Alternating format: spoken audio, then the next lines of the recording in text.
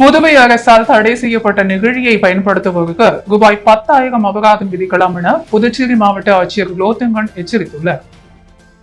புதுவை மாநில அரசு ஒருமுறை மட்டுமே பயன்படுத்தக்கூடிய நெகிழி பொருள்களை தடை செய்து உத்தரவிடப்பட்டுள்ளது. தடையின் செயலாக்கம் தொடர்பான காலாண்டு ஆய்வுக் கூட்டம் புதுச்சேரி விழுதாவூர் சாலையில் உள்ள மாவட்ட ஆட்சியர் அலுவலக வளாகத்தில் நடைபெற்றது. கூட்டத்திற்கு தலைமை வகித்த ஆட்சியர் லோத்தங்கன் பேசும் பொழுது, சுற்றுச்சூழல் மாசுபடாமல் இருப்பதற்காக ஒருமுறை மட்டுமே பயன்படுத்தும் நெகிழி பைகள் உள்ளிட்டவற்றை தடை செய்வது அவசியம். நெகிழி பயன்பாட்டு தடையை அதிகாரிகள் தீவிரமாக கண்காணித்து செயல்படுத்த வேண்டும். நெகிழி பயன்பாடு குறித்த புகார் வரும் பகுதிகளுக்கு சம்பந்தப்பட்ட அதிகாரிகள் நேரில் சென்று கள ஆய்வு மேற்கொள்ள வேண்டும் என தடை செய்யப்பட்ட நெகிழி பை உள்ளிட்டவற்றை பயன்படுத்துவோருக்கு ரூபாய் 10,000 வரை அபராதம் விதிக்கலாம். அதே நேரத்தில் நெகிழி பொருட்களுக்கு பதிலாக மாற்றுப் பொருட்களையும் பொதுமக்கள் பயன்பாட்டிற்கு அறிமுகப்படுத்துவது அவசியம். நெகிழிக்கான மாற்றுப் பொருட்கள் பயன்பாடு குறித்த விழிப்புணர்வையும் மக்களிடையே ஏற்படுத்த வேண்டும். நெகிழி பொருட்களின் பயன்பாடு தொடர்பான துணை விதிகளை அறிவிக்காத உள்ளாட்சி அமைப்புகள் வரும் ஆகஸ்ட் 15ஆம் தேதிக்குள் அதனை வெளியிட வேண்டும். புதுச்சேரியில் அனைத்து கொம்யூன் பஞ்சாயத்து அமைப்புகளிலும் சோலை விற்பனை அரங்குகள் அமைத்து நெகிழிக்கான மாற்றுப் பொருட்களை விற்பனை செய்ய வேண்டும் என்றார் ஆட்சியர் குலோத்துங்கன். கூட்டத்தில் உள்ளாட்சித்துறை துணை இயக்குனர் சவுந்தரராஜன் மற்றும் அத்துறை அதிகாரிகள், ஊரக வளர்ச்சித்துறை அதிகாரிகள், நகராட்சி கொம்யூன் பஞ்சாயத்து ஆணையர்கள் உள்ளிட்டோர் கலந்து கொண்டனர். இந்திய தொழிற்சங்க மையம் CITU தொழிற்சங்கம் சார்பில் பல்வேறு கோரிக்கைகளை வலியுறுத்தி சுதேசமில் அருகே ஆர்ப்பாட்டம் நடைபெற்றது. இந்திய தொழிற்சங்க மையம் CITU தொழிற்சங்கம் சார்பில் பல்வேறு கோரிக்கைகளை மத்திய மாநில அரசுகள் நிறைவேற்ற வலியுறுத்தி ஆர்ப்பாட்டம் சுதேசமில் அருகே நடைபெற்றது. அமைப்பு சாரா தொழிலாளர்கள் நல வாரியத்தை உடனடியாக செயல்படுத்த கோரியும், மத்திய அரசு மற்றும் பொதுத்துறை நிறுவனங்களில் சொத்துக்கள் விற்பனை செய்ததை உடனே நிறுத்த கோரியும் இந்திய தொழிற்சங்க மையம் CITU செயலாளர் சீனிவாச மற்றும் புதுச்சேரி மாநில குழுவினர் கலந்து கொண்டு கோஷங்களை எழுப்பினர். மூளைக்காய்ச்சல் பரவாமல் தடுக்க புதுவையில் நீர்நிலைகள், நீச்சல் குளங்கள் சுகாதாரமான முறையில் பராமரிக்க வேண்டும் என மாநில சுகாதாரம் மற்றும் குடும்ப நலத்துறை இயக்குநர் ஸ்ரீ ராமுலு அறிவுறுத்தியுள்ளார். இதுகுறித்து அவர் வெளியிட்டுள்ள செய்திக்குறிப்பில், கேரளாவில் மூளைக்காய்ச்சல் நோயினால் 4 பேர் உயிரிழந்திருப்பதாக செய்திகள் வந்துள்ளன. மூளைக்காய்ச்சலுக்கு காரணம் அமீபா வகையைச் சார்ந்த நுண்ணுயிர் கிருமியாகும். தலைவலி, காய்ச்சல், குமட்டல், வாந்தி, கடினமான கழுத்து வலி, மனக்குழப்பம், பிரம்மைகள் போன்ற சிந்தனைகள் மற்றும் வலிப்பு போன்ற அறிகுறிகள் மூளைக்காய்ச்சலால் பாதிப்பு உள்ளானோருக்கு ஏற்படும். ஆகவே மூளைக்காய்ச்சல் அறிகுறிகள் இருந்தால் அரசு ஆரம்ப சுகாதார நிலையம், அரசு பொது மருத்துவமனை, அனைத்து அரசு மற்றும் தனியார் மருத்துவ கல்லூரிகளிலும் சிகிச்சை பெறலாம். தேங்கி நிற்கும் மாசடைந்த அழுக்கு நீரில் குழந்தைகள் குளிக்கக்கூடாது. தேங்கி நிற்கும் நீர்நிலைகள், குளங்கள், ஏரிகள் ஆகியவற்றின் சுற்றுச்சூழல் சுகாதாரமாக உள்ளதா என்பதை உறுதிப்படுத்த வேண்டும். பொது சுகாதார வழிகாட்டுதலின்படி நீச்சல் குளத்தின் சுகாதாரமும் உறுதிப்படுத்தப்பட வேண்டும். தனியார் அல்லது உள்ளாட்சி அமைப்புகளுக்கு சொந்தமான நீச்சல் குளங்களில் போதுமான குளோரினேஷன் செய்யப்பட வேண்டும். குளோரின் அளவை சம்பந்தப்பட்ட நகராட்சி சுகாதார அதிகாரிகள் உறுதி செய்ய வேண்டும். காய்ச்சலால் பாதிக்கப்பட்டவர்களின் வெளியூர் பயணம் மற்றும் சந்தேகத்துக்குரிய நோயின் அறிகுறிகளை கண்டறிய அனைத்து அரசு மற்றும் தனியார் மருத்துவ பயிற்சியாளர்களுக்கு ஆலோசனைகள் வழங்கப்பட்டுள்ளன என குறிப்பிடப்பட்டுள்ளது. புதுச்சேரி புதிய பேருந்து நிலையம் பின்புறம் மகாலட்சுமி நகரில் அமைந்துள்ள விஜயலட்சுமி ஃபுட் ப்ராடக்ட் சட்டமன்ற உறுப்பினர் VP ராமலிங்கம் ரிப்பன் வெட்டி திறந்து வைத்தார். புதுச்சேரி புதிய பேருந்து நிலையம் பின்புறம் மகாலட்சுமி நகர் 2வது குறுக்கு வீதியில் விஜயலட்சுமி ஃபுட் ப்ராடக்ட்ஸின் திறப்பு விழா இன்று நடைபெற்றது. இதில் சிறப்பு விருதுவாக சட்டமன்ற உறுப்பினர் VP ராமலிங்கம் தலைமையேற்று ரிப்பன் வெட்டி குத்து விளக்கு ஏற்றி வணிக வளாகத்தை திறந்து வைத்தார். தொடர்ந்து முதல் விற்பனையை உளையன்பேட்டை தொகுதி சட்டமன்ற உறுப்பினர் நேரு துவக்கி வைத்தார். மேலும் இந்த நிகழ்ச்சியில் ராஜ்பவன் தொகுதி பாஜக தலைவர் நாகராஜன் முன்னிலை மற்றும் வரவேற்புரை ஆற்றினார். மேலும் இந்த நிகழ்ச்சியில் ஓய்வு பெற்ற தலைமை ஆசிரியர் பாலகிருஷ்ணன் கலந்து கொண்டு சிறப்பித்தார். மேலும் விழாவுக்கு வந்திருந்த சிறப்பு விருந்தினர்களை Mahalakshmi sweet stall and bakery உரிமையாளர் பாலகிருஷ்ணன் பொன்னாடை போற்றி வரவேற்று வாழ்த்துக்களை தெரிவித்து நன்றி உரையாற்றினார். மேலும் இந்த நிகழ்ச்சியில் அவரது குடும்பத்தினர்கள், உறவினர்கள் பல கலந்து கொண்டனர்.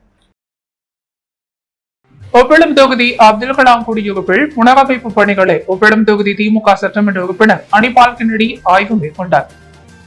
புதுச்சேரி ஒப்பிடம் தொகுதிக்குட்பட்ட அப்துல் கலாம் அரசு குடியிருப்பு தொகுதிகள் வகை ஒன்றில் உள்ள குடியிருப்புகளின் கதவுகள், ஜன்னல், டைல்ஸ் மாற்றுதல், வண்ணம் பூசுதல் உட்பட பராமரிப்பு பணிகள் ரூபாய் 47,40,000 மதிப்பீட்டில் ஒப்பிடம் தொகுதி திமுக சட்டமன்ற உறுப்பினர் அனிபால் கென்னடி தலைமையில் பூமி பூஜை செய்து தொடங்கப்பட்டது. அப்பணி தற்பொழுது நடைபெற்றுக் கொண்டிருக்கிறது.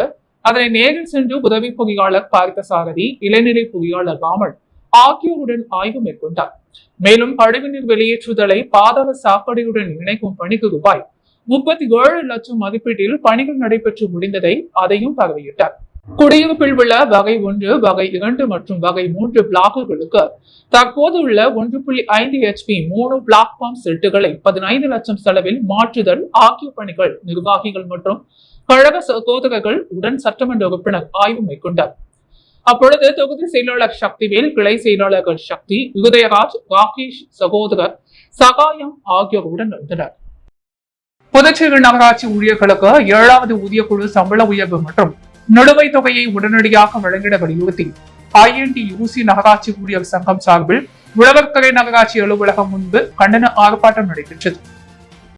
புதுச்சேரியில் நகராட்சி ஊழியர்களுக்கு 7வது ஊதியக்குழு சம்பள உயர்வு மற்றும் நிலுவைத் தொகைகளை உடனடியாக வழங்க வேண்டும், காலியாக உள்ள பணியிடங்களை நிரப்ப வேண்டும், அலுவலக பணிகளுக்கு நகராட்சி ஊழியர்களை நியமனம் செய்வதை கைவிட வேண்டும் என்பன போன்ற 10 அம்ச கோரிக்கைகளை வலியுறுத்தி உழவர்கரை INTUC நகராட்சி ஊழியர்கள் நலசங்கம் சார்பில் கண்டன ஆர்ப்பாட்டம் உழவர்கரை நகராட்சி அலுவலகம் முன்பு நடைபெற்றது.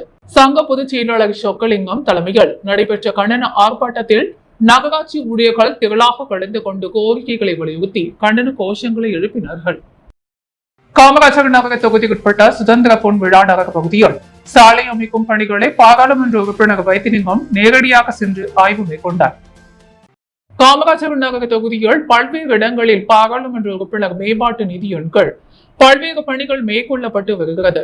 அதன் ஒரு பகுதியாக தொகுதிக்குட்பட்ட சுதந்திர பொன் விழா நகர பகுதியில் சாலை அமைக்கும் பணி பாராளுமன்ற உறுப்பினர் மேம்பாட்டு நிதியில் அமைக்கப்பட்டு அதன் பணிகள் நடைபெற்று வந்த நிலையில் பாராளுமன்ற உறுப்பினர் வைத்திலிங்கம் நேரடியாக சென்று பணிகளை பார்வையிட்டு அதிகாரிகளுடன் ஆலோசனையில் ஈடுபட்டார்.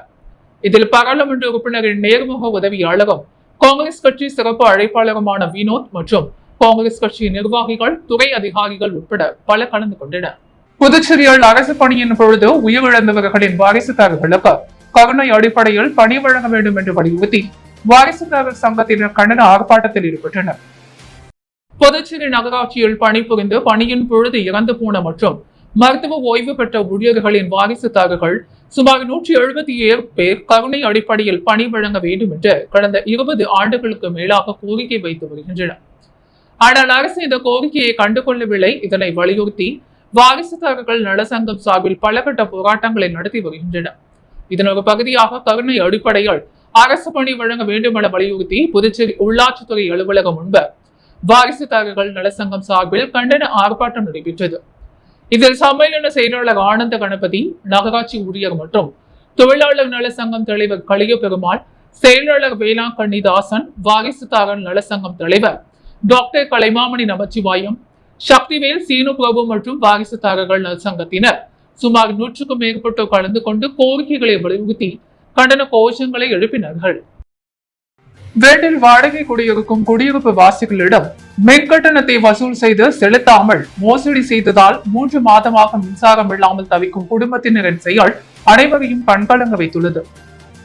புதுச்சேரியைச் சேர்ந்தவர் ஜெயக்குமார். இவருக்கு பூமியான்பேட்டை அம்பேத்கர் நகரில் அடுக்குமாடி வீடு உள்ளது. இந்த வீட்டில் 5 குடும்பங்கள் கடந்த 10 வருடங்களுக்கு மேலாக குடியிருந்து வருகின்றன. மேலும் இவர்கள் பயன்படுத்தும் குடிநீர், மின் கட்டணம் மற்றும் வீட்டு வாடகை, வீட்டு வரி ஆகியவைகளை முறையாக செலுத்தி வந்திருக்கின்றனர்.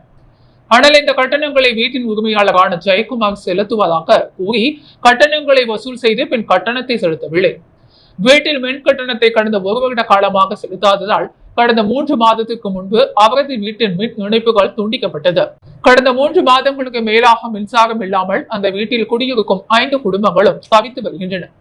இது சம்பந்தமாக வீட்டின் உரிமையாளர் கேட்டால் பொறுப்பில்லாமல் பதில் சொல்வதாகவும், தினத்தோறும் கொசுக்கடியிலும் புழுக்கத்திலும் தவித்து வருவதாகவும், இது குறித்து காவல் நிலையத்தில் புகார் அளித்தால் போலீசாரும் புகார் எடுக்காமல் விரட்டி விடுவதாகவும் தெரிவித்தனர். மேலும் முறையாக மின்கட்டணம் செலுத்தாமல் மோசடி செய்துவிட்டு திரும்பி கேட்டால் மின்கட்டணத்தை நீங்களே செலுத்துங்கள் என்று கூறுவதாக புலம்புகின்றனர். மேலும் சாப்பாட்டுக்கே சிரமப்படும் நிலையில் தற்பொழுது 1,16,000 மின் கட்டணத்தை எவ்வாறு செலுத்த முடியும் என்று அந்த வீட்டில் இருக்கும் குடியிருப்பு வாசிகள் கண்ணீர் விட்டு கதறுகின்றனர். 7 வீட்டில் வாடகைக்கு குடியிருக்கும் குடியிருப்பு வாசிகளிடம் மின் கட்டணத்தை வசூல் செய்து செலுத்தாமல் மோசடி செய்ததால் 3 மாதமாக மின்சாரம் இல்லாமல் தவிக்கும் குடும்பத்தினரின் செயல் அனைவரையும் கண்கலங்க வைத்துள்ளது. மேலும் இது குறித்து நடவடிக்கை எடுக்க வேண்டும் எனவும் அவர்கள் கோரிக்கை விடுத்துள்ளனர். 3 வருடமாக மின் வசதி இல்லாததால் குளிப்பதற்கும் கழிவறைகள் செல்ல சிரமப்பட்டு வருவதாகவும், பிள்ளைகள் படிக்க முடியாமல் தெருவிளக்குகளிலும் மெழுகுவர்த்தி வெளிச்சத்திலும் படித்து வருவதாகவும் வேதனை தெரிவித்தனர். மேலும் இது குறித்து நடவடிக்கை எடுக்க வேண்டும் எனவும் அவர்கள் கோரிக்கை விடுத்துள்ளனர். வீட்டில் வாடகை குடியிருக்கும் குடியிருப்பு வாசிகளிடம் மின் கட்டணத்தை வசூல் செய்து செலுத்தாமல் மோசடி செய்ததால் 3 மாதமாக மின்சாரம் இல்லாமல் தவிக்கும் குடும்பத்தினரின் செயல் அனைவரையும் கண்கலங்க வைத்துள்ளது. புதுவை ரெட்டியார்பாளையத்தைச் சேர்ந்த சிவதாஸ் குடும்பத்தினர் பிரமிதா என்கிற டோராவின் வரத அரங்கேற்ற விழா நடைபெற்றது. சிறப்பு விருந்தினராக பங்கேற்ற முதல்வர் ரங்கசாமி அரங்கேற்ற நாட்டிய நாயகிக்கு வாழ்த்து தெரிவித்தார். நாட்டிய சக்கரா டெம்பிள் ஆஃப் டான்ஸ் சார்பில் குரு கலைமாமணி டாக்டர் கார்த்திகா ரவிச்சந்திரன், மாணவி பிரேமிதா டோராவின் பரதநாட்டிய அரங்கேற்றம் கம்பன் கலை அரங்கம் புதுச்சேரியில் நடைபெற்றது. நிகழ்ச்சியில் சிறப்பு விருந்தினராக முதல்வர் ரங்கசாமி கலந்து கொண்டு அரங்கேற்ற நாட்டிய மாணவி பிரமிதா டோராவிற்கு சால்வை அணிவித்து நாட்டிய சக்கராவின் சிறப்பு சான்றிதழை வழங்கி வாழ்த்து தெரிவித்தார். சிறப்பு விருந்தினர்களாக கலைமாமணி, நந்தினி ராமணி, கலைமாமணி ஜெயஸ்ரீ, நாராயணன் ஆகியோர் பங்கேற்றனர்.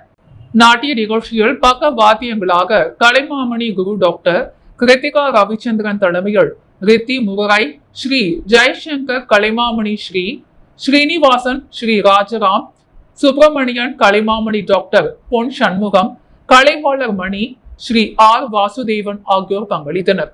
முன்னதாக நிகழ்ச்சிக்கு வந்திருந்த சிறப்பு விருந்தினர்கள் மற்றும் கலைஞர்கள் அனைவருக்கும் சிவதாஸ் குடும்பத்தினர் சார்பில் சால்வை கடையும் வழங்கி கௌரவிக்கப்பட்டது மற்றும் நிகழ்ச்சியில் கலந்து கொண்ட அனைவருக்கும் நன்றி தெரிவித்தனர். உருளையன்பேட்டை தொகுதிக்குட்பட்ட பகுதிகளில் பொதுப்பணித்துறை கட்டிடங்கள் மற்றும் சாலைகள் மத்திய பிரிவின் மூலம் நடைபெற வேண்டிய சாலை அமைக்கும் பணிகள் குறித்து சட்டமன்ற உறுப்பினர் நேரு அதிகாரிகளுடன் ஆலோசனை நடத்தினார். புதுச்சேரி உருளையன்பேட்டை தொகுதிக்குட்பட்ட பகுதிகளில் பொதுப்பணித்துறை கட்டிடங்கள் மற்றும் சாலைகள் மத்திய பிரிவின் மூலம் நடைபெற வேண்டிய சாலை அமைக்கும் பணி மற்றும் இருபுற வாய்க்கால் அமைக்கும் பணிகள் பற்றிய ஆலோசனை கூட்டம் இன்று உருளையன்பேட்டை தொகுதி சட்டமன்ற உறுப்பினரும் புதுச்சேரி சட்டப்பேரவை அரசாங்க உறுதிமொழி குழு தலைவருமான நேரு என்கிற குப்புசாமி தலைமையில் ஆலோசனை கூட்டம் நடைபெற்றது. ஆலோசனையில் தொகுதியில் மேற்கொள்ளப்படும் சிமெண்ட் சாலை அமைத்தல் மற்றும் இருபுற வாய்க்கால் அமைத்தல் போன்ற பணிகள் குறித்து விரிவாக ஆலோசிக்கப்பட்டது. ஆலோசனைகள் பொதுப்பணித்துறை கட்டிடங்கள் மற்றும் சாலைகள் மத்திய பிரிவு செயற்பொறியாளர் ராஜகிருஷ்ணன், உதவி பொறியாளர் பார்த்தசாரதி, பன்னீர்செல்வம் மற்றும் அரசு அதிகாரிகள் பலர் உடன் இருந்தனர். கள்ளக்குறிச்சி விஷ சாராயம் அருந்தி உயிரிழந்தவர்களின் எண்ணிக்கை 66ஆக உயர்ந்துள்ளது.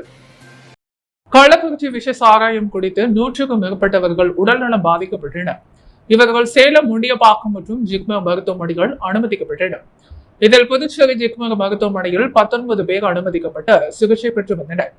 இதில் 7 பேர் உயிரிழந்த நிலையில் 7 பேர் சிகிச்சை முடிந்து வீடு திரும்பினர்.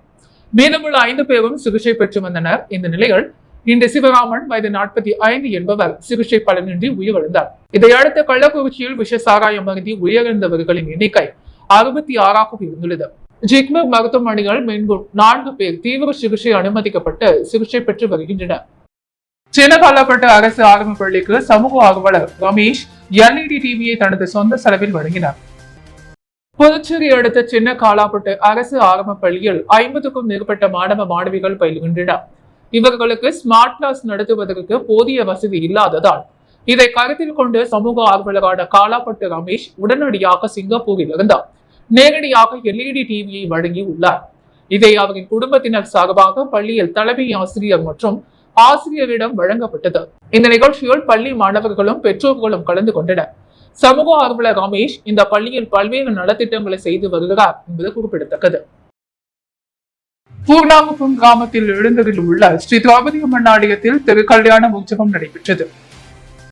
புதுச்சேரி அரியாங்குப்பம் கொம்யூன் பூர்ணாங்குப்பம் கிராமத்தில் எழுந்தருளியுள்ள அருள்மிகு ஸ்ரீ திரௌபதி அம்மன் ஆலயத்தில் தீமிதி திருவிழா பிரம்மோற்சவத்தை முன்னிட்டு கடந்த மாதம் 25ஆம் தேதி இவ்வாலயத்தில் சிறப்பு பூஜைகளுடன் கொடியேற்றப்பட்டது. அதனைத் தொடர்ந்து நேற்று முன்தினம் சங்கராபரணி நதி கரையில் புனித நீர் திரட்டி கரகம் ஜோடிக்கப்பட்ட கரக வீதி உலா நடைபெற்றது. இன்று காலை அம்மனுக்கு சிறப்பு அபிஷேகம் அலங்காரம் செய்யப்பட்ட சிறப்பு பூஜைகளுடன் ஸ்ரீ அர்ஜுனன் திரௌபதி அம்மன் திருக்கல்யாணம் வைபவம் சிறப்பாக நடைபெற்றது. இதில் சிறப்பு விருந்தினராக சபாநாயகர் ஏம்பலம் செல்வம், முன்னாள் அரசு கொறடா அனந்தராமன் ஆகியோர் கலந்து கொண்டு சிறப்பித்தனர். மேலும் இந்த நிகழ்ச்சியில் ஏராளமான பக்தர்கள் கலந்து கொண்டு சுவாமி தரிசனம் செய்து வழிபட்டனர். இந்த நிகழ்ச்சிக்கான ஏற்பாடுகளை உபயதாரர்கள் முன்னாள் அறங்காவலர் குழு தலைவர் எழில்ராஜன், ரகு, பஞ்சாயத்து துணைத் தலைவர் திரு வெங்கடம், தட்சிணாமூர்த்தி, ராகுல் மற்றும் ஆலய நிர்வாக குழுவினர், கிராம பொதுமக்கள் இணைந்து செய்திருந்தனர். புதுவையின் அன்றாட நிகழ்வுகளை காண பாண்டி ஹெட்லைன்ஸ் யூடியூப் சேனலை சப்ஸ்கிரைப் பண்ணுங்க. தொடர்ந்து எங்களுடன் இணைந்திருக்க பக்கத்தில் உள்ள பெல் பட்டனை பிரஸ் பண்ணுங்க. லைக் பண்ணுங்க, ஷேர் பண்ணுங்க. என்றும் உங்களுடன் பாண்டி ஹெட்லைன்ஸ்.